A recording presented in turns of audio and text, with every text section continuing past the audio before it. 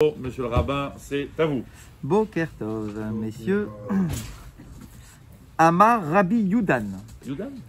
Il y a un rabbi qui s'appelle Rabbi Yudan. Bon. Beshem Rabbi Aïbou. Aïbou. Au nom de son maître, Rabbi Aïbou. Shne bene Adam zachou le kavod gadol beyoter.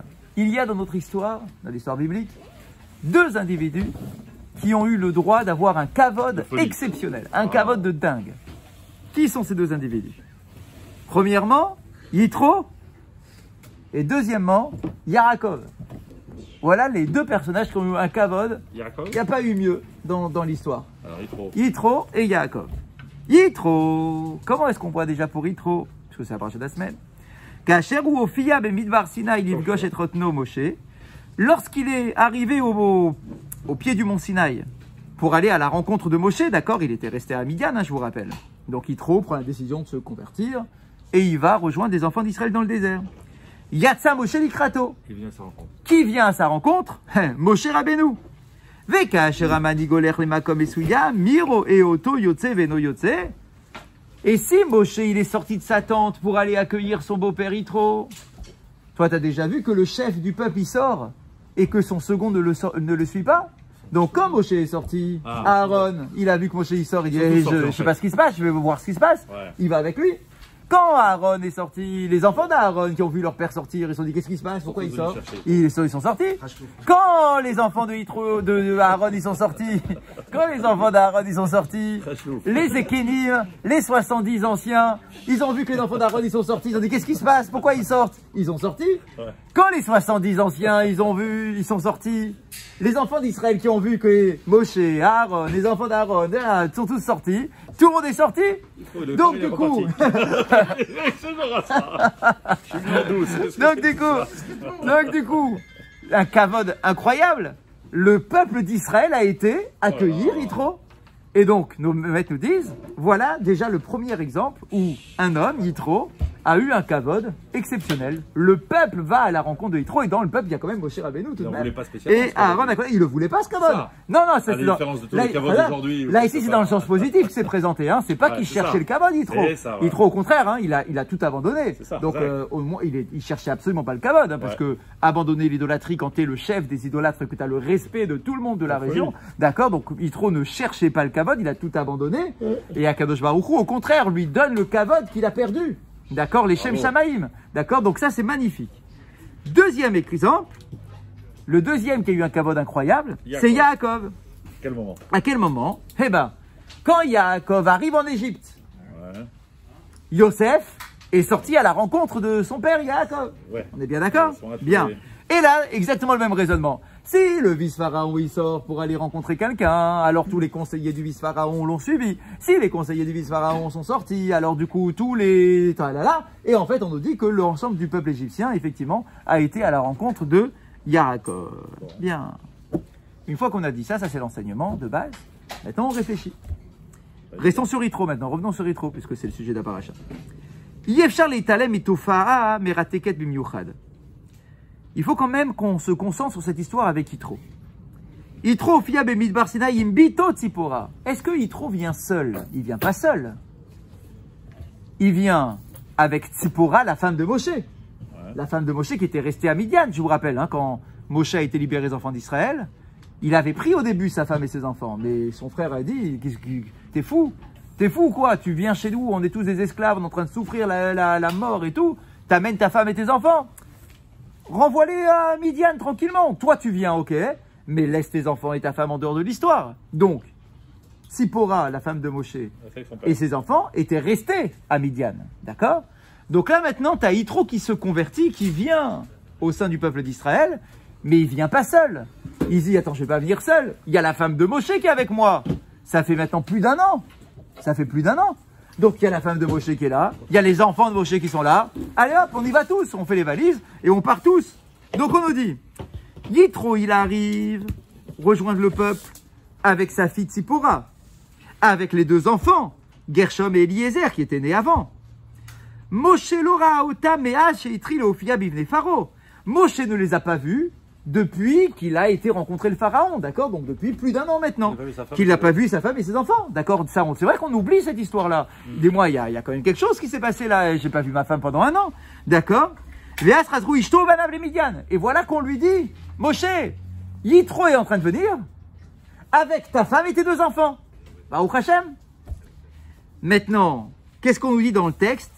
Très certainement que Moshe était content de voir sa femme et ses enfants quand même, il devait leur manquer, lui manquer. D'accord, très certainement. Et pourtant le texte nous dit, Vayetse Moshe, que Moshe est sorti, Likrat Chotno. Il a été à la rencontre de son beau-père.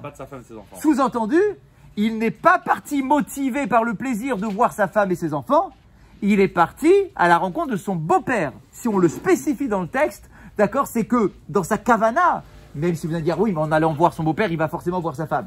Ok, c'est pas ça le raisonnement de l'étude. Le raisonnement de l'étude, c'est que si dans le verset il est écrit que Moshe est sorti à la rencontre de son beau-père, ça vient exclure le fait qu'il soit sorti avec la kavana d'aller rencontrer sa femme et ses enfants. On dit pourquoi? Pourquoi on ne nous dit pas qu'il a été rencontré Yitro, sa femme et ses enfants? Pourquoi on nous dit qu'il a été sorti? Il est sorti pour aller rencontrer son beau-père. Al-Shir HaKadosh, Oné. Le Al-Shir HaKadosh, qui est un des grands commentateurs, donne la réponse suivante. Moshe Rabbeinu Arach Ma'azan Shikulim. Moshe, il a réfléchi. C'est pas j'apprends qu'ils sont là, je sors. Il a réfléchi. Et voilà son raisonnement. Haïsha ve'ailadi migiu el midbar kedelirot oti. Yitro igi al midbar mipnei shu mevakesh leitkarev el Hashem. Il se dit, ma femme et mes enfants, ils viennent nous rejoindre. Pourquoi? Pour me rejoindre à moi. Ils viennent me rejoindre. D'accord? Qu'est-ce qui motive ma femme et mes enfants à venir? Bah, c'est parce que leur mari et leur père est là, ici, c'est moi. D'accord? Donc ils viennent me rencontrer. Qu'est-ce qui motive Yitro de venir? C'est pas de voir son gendre. Ça n'a aucun intérêt. Si Yitro vient, c'est pour rejoindre Akadosh Baruch Hu. C'est pour se rapprocher d'Hachem, puisqu'il vient se convertir en réalité. D'accord? Et donc il se dit, qui a besoin de plus d'attention? Celui qui fait un effort pour se rapprocher d'Hachem a besoin de plus d'attention que celui tout simplement qui vient rencontrer son mari ou qui vient rencontrer son père. Pourquoi? Parce que celui qui vient rencontrer son mari ou qui vient retrouver son père, d'accord, de toute façon ils viendront. De toute façon, je n'ai pas besoin de leur dire bravo, t'es venu, Chazak, vraiment Chazak, t'es venu, t'es quelqu'un d'exceptionnel. Ils viendront de toute façon et ils sont venus parce qu'ils doivent me voir. Mais Yitro, qui lui a tout abandonné, son système, son idolâtrie, son kavod qu'il avait là-bas, etc. Qui sait qu'il faut renforcer? Qui sait qu'il faut taper dans le dos pour lui dire Chazak, vraiment t'es quelqu'un d'exceptionnel? Yitro. Yitro a besoin de plus d'attention que Tzipora et les enfants de Moshe. Et donc du coup on nous dit Vayetse Moshe likrat roteno, que Moshe est sorti pour aller encourager son beau-père, pour donner du kavod à son beau-père, plus qu'à sa femme et à ses enfants. Moshe Rabbeinu, on dit ça, c'est la grandeur de Moshe. Bien qu'on est dans un moment de joie, d'allégresse, tu vas rencontrer ta famille, d'accord, donc tu fais pas de calcul, ça va, tu sors, tu vas rencontrer tout le monde. On dit non, la grandeur de Moshe, c'est que on doit avoir une finesse de raisonnement, même dans les moments où il y a de gros sentiments qui arrivent. D'accord? Ça va, je vais voir tout le monde en même temps, ma femme et machin, mes enfants, mon beau-père, je vais aller voir tout le monde. On dit non. La finesse d'un dirigeant, c'est d'être capable d'avoir des raisonnements qui sont extrêmement poussés, précis, fins, et de faire les choses vraiment avec une minutie incroyable. Celui qui a besoin d'avoir du courage là dans cette histoire-là, c'est Yitro. Donc si Yitro a besoin d'être encouragé, je vais encourager Yitro. Parce que quand quelqu'un veut se rapprocher de la Torah, puisque là c'est le but, quand quelqu'un veut se rapprocher de la Torah, tu dois tout faire pour l'aider. Tu dois tout faire pour l'encourager. D'accord? Plus que de retrouver ta femme et tes enfants qui eux aussi sont contents de te voir. D'accord? Mais eux, c'est pas grave, de toute façon, ils viendront. Ça va rien changer que tu leur fasses du kavod ou pas. Parce qu'ils sont là de toute façon. Et on nous raconte une histoire à propos du rabbi de Tzantz. Vous connaissez la chassidou de Tzantz? À Natania. D'accord? Le quartier de Tzantz. D'accord? Qui est à Tzantz. L'hôpital de Tzantz. D'accord? À Natania, qui est un hôpital exceptionnel. D'accord? Vraiment incroyable. Il y a plein d'histoires sur cet hôpital. Plein. Ils font du chesed comme nulle part ailleurs. Wow. D'accord? C'est tout un quartier qu'on appelle le Kiryat Tzantz, le quartier de Tzantz, en fait, qui a été construit par la chassidoute de Tzantz. C'est une très grande chassidoute. Très européenne. D'accord, je ne sais plus exactement quel endroit, européenne bien évidemment. D'accord, donc du coup, cette grande chassidoute-là, on nous dit qu'il avait un rabbi. C'était ce qu'on appelle le rabbi de Tzantz. Un très très grand rabbi. Qui a écrit un livre qui s'appelle Shefa Chaim, entre autres.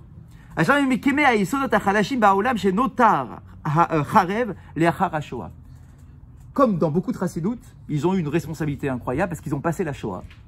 Et donc, ils sont retrouvés face à un monde juif qui était totalement, pratiquement totalement éradiqué. Ouais. Et donc, ils ont eu cette responsabilité de se poser la question, de savoir comment on remonte et on reconstruit le monde juif. Ouais. Ok ?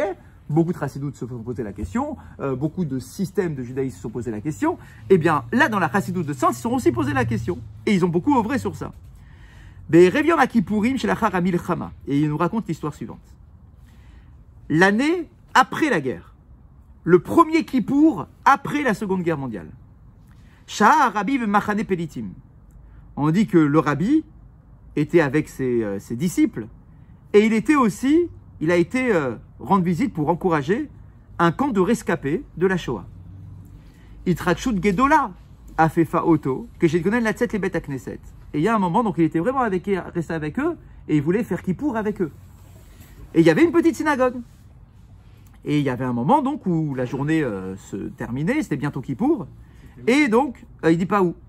Et il s'apprêtait donc à partir à la synagogue pour prier pour Kippour. Le premier Kippour après la guerre, hein, le premier. Le premier vrai Kippour où ils pourront prier en liberté, sans avoir l'angoisse d'être attrapés.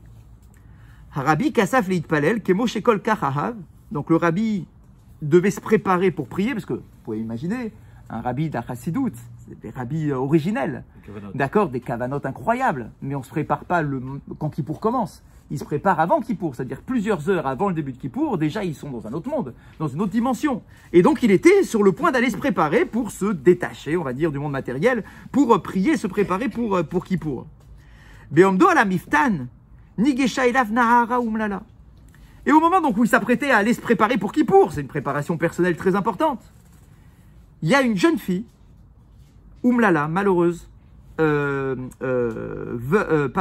orpheline, qui s'est retrouvée devant lui, qui a été devant lui, et elle lui raconte qu'elle est la seule rescapée de toute sa famille. Il n'y a plus personne, ni parents, ni grands-parents, ni frères, ni sœurs, ni rien.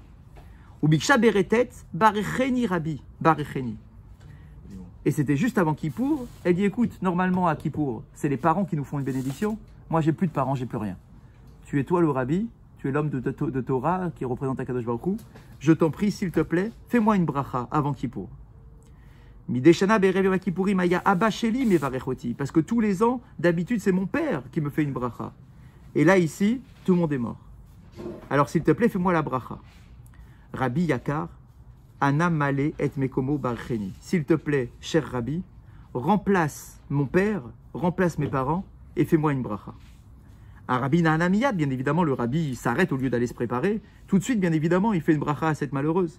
Et Rimet Yadav, Oridet Henav, il a levé les mains sur sa tête. Oridet Henav, il a baissé les yeux au sol. Et il a versé des larmes sur cette histoire de cette malheureuse qui a tout perdu. D'accord? Et donc il a pris du temps, effectivement. Il lui a fait la bracha. Arabi Panal Alechet. Et maintenant il s'est dit, bon allez, maintenant je vais me préparer pour Kippour. Donc il s'apprêtait maintenant à quitter cette jeune fille. Vegia od nahara, veod nahara. Mais le truc, vous avez commencé. T'as vu quelqu'un qui s'est fait bénir par le rabbi. Du coup, toutes les autres jeunes filles, qui étaient toutes dans la même situation, grosso modo, elles sont toutes venues se présenter devant le rabbi. Yoter mishmonim banot, plus de 80 jeunes filles qui sont présentées comme ça devant le rabbi. Et le rabbi, à chacune, il a fait une bracha. Bidmaot shalish, avec tout son cœur, avec toutes ses larmes, etc. Azman khalaf, le temps est passé. Velotar le rabbizman, et konen et yom kippourim, mais maintenant c'était ça y est, c'était déjà l'heure de Kippour. Il n'a pas pu se préparer. Ou Nirnas et Bet Knesset, et il arrive à la synagogue, à la bourre en fait, il arrive et puis on est en train de commencer, juste à ce moment-là. Et là, il y avait des gens à la synagogue, ils se disent, mais Rabbi, t'étais où? D'accord, d'habitude, enfin, j'imagine, tu viens avant, tu te prépares, d'accord, tu es déjà à la choule. Comment ça se fait que tu arrives comme ça au dernier moment? C'est pas possible. On va commencer à prier, pourquoi tu viens que maintenant? Et il dit, ces jeunes filles-là, je ne pouvais pas les laisser de côté. Pourquoi? Parce qu'en venant vers moi demander une bracha, en fait, elles veulent quoi? Elles veulent se rapprocher d'Hachem. Elles veulent avoir une bracha d'Akadosh Baruch Hu, parce que leur père son truc, etc. Lorsque quelqu'un veut se rapprocher de la Torah, d'une manière ou d'une autre, même si c'est pas de la Torah de l'étude, mais c'est la Torah d'Akadosh Baruch Hu, quelqu'un qui veut se rapprocher de la Torah, tu ne dois pas le dédaigner. Tu ne dois pas le rabaisser. Même si à cause de ça, toi, tu vas perdre ta propre préparation spirituelle en te disant « Attends, mais moi, je perds tout du coup. Moi, je dois me préparer à Kippour. » Toi, t'inquiète pas. Toi, tu es le rabbi, d'accord, il n'y a pas de souci. Tu arriveras à te préparer et à faire ton Kippour convenablement. Mais, dit-il à ceux qui étaient à la synagogue, lorsque quelqu'un veut se rapprocher de la Torah, mon devoir, c'est de l'accompagner. Et je me sacrifie pour sensibiliser les gens, les encourager dans leur rapprochement de la Torah. D'accord. Et effectivement, c'est ce qu'il a fait. Et on nous dit que ce rabbi de Tzantz, c'est vraiment la chassidut de Tzantz, est très particulière par rapport à ça. Ils sont très très attentifs à l'autre, à la douleur de l'autre. Dans cet hôpital-là, ils font plein d'interventions sans demander quoi que ce soit comme argent à tous ceux qui n'ont pas les moyens, etc. C'est vraiment très connu par rapport à ça. Et donc voilà l'histoire qu'on nous raconte. Donc tout ça pour nous dire quoi? Que comme Moshe voit Yitro, il se dit, cet homme-là, il faut que je l'encourage. Même si à cause de ça, peut-être que ma femme va dire quoi, alors mon mari il n'est pas venu pour me voir, les enfants vont dire quoi, alors papa il n'est pas venu pour sortir à notre rencontre à nous. Si, bien sûr que oui, mais à côté de vous, il y a un homme qui a tout abandonné, qui veut se rapprocher de la Torah. Cet homme-là, je dois l'encourager. D'accord? Et donc le kavod que je veux signifier, c'est par rapport à Yitro, plus que ma propre femme et plus que mes propres enfants. Et on voit d'ailleurs dans cet épisode de Moshe qui accueille Yitro, son beau-père, et de Yosef qui accueille son père. Yaakov, que le respect dû au beau-père, il est équivalent au respect dû au père. Exactement, d'ailleurs c'est ce qu'on dit.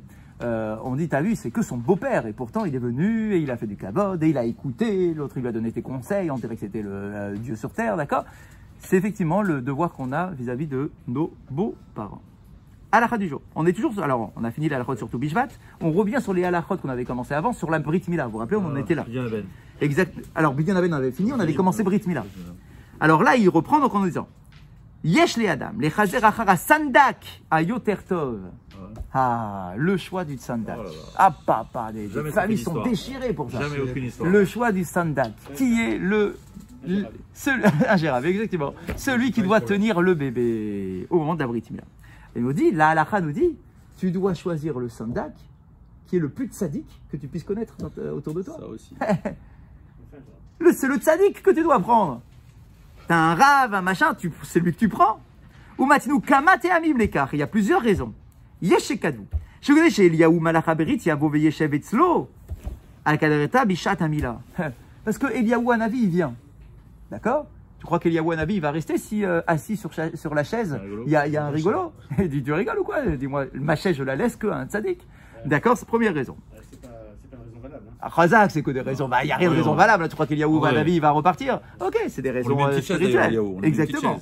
Pour qu'il parte pas. Deuxième raison. Yeshekadvu. Shokede Shemishat Amila, Astanda qui Raven. Comme me Khouberat Umaale. Ah, bah là, ça, par contre, ça, c'est la raison qu'on connaît plus. Ouais. C'est-à-dire, on sait comment, d'Abrit Mila, il y a un lien incroyable qui se crée entre le sandak et le bébé. Il y a un truc incroyable. Et donc, du coup, le sandak doit avoir les plus belles kavanotes et les plus belles brachot que l'on puisse prononcer ou avoir en tête à l'égard de ce bébé-là. Ve'al yedekar, yigrom shegamarach animal yekemoto. Et en fait, on sait que par ce lien totalement spirituel, hein, qui aussi est complètement, enfin voilà, qui n'est pas palpable, que ce lien-là, on nous dit que le bébé ressemble au sandak, qui va dans sa vie ressembler au sandak. Donc si tu prends un sandak qui est complètement tordu dans son comportement, dans ses tempéraments, etc., d'accord, on dit, ah, j'ai pas envie que le bébé ressemble à ça, donc tu dois prendre un tzaddik. Mais on a dit qu'on devait respecter. Attends une seconde. Ve'afal pi shebishata mitzvah kula meshavim. Mais comme Achana la mitzvah, va dire non, mais je suis sûr que même un tordu, au moment de la Brit Mila, il va avoir de jolies pensées, même s'il n'est pas très religieux, d'accord. Bah ouais. Au moins au moment de la Brit Mila, quand on va couper, il va se dire, ah, il va peut-être avoir un petit sentiment de teshuva, donc ça va, ça suffit. Bon. Et on dit, bah, c'est bien pour le moment même, mais comme on vient de dire, il y a ce qui se passe dans les préparatifs de la mitzvah, d'accord. Or, quelqu'un qui est tzaddik et qui sait qu'il va être le sandak, il va se préparer. Le matin, il va aller au mikvé. D'accord, il va se préparer avant. Il va faire attention que les 2-3 jours avant, il fait pas d'avérote, etc. Donc, il est non seulement au moment même, c'est un tzaddik, mais même avant, il est déjà dans une préparation. Parce qu'il sait que c'est un kavod d'être le sandak. Mais si vous ouvrez la poskim chez Kadvou, Chez Noagim, chez Milata Ben Arishon, Mechavidim et Avi Av, chez Yesandak. On dit, ah ouais, d'accord, mais malgré tout, bien que normalement on doit prendre le tzaddik du coin, on dit, mais malgré tout, il y a une autre coutume qui a pris le dessus. C'est quoi? C'est que pour un garçon, quand c'est le premier garçon, on a l'habitude de donner le kavod au père du père. Ou Milata Ben Hasheni, et que pour le deuxième garçon, alors on honore le père de la mère, donc le deuxième grand-père.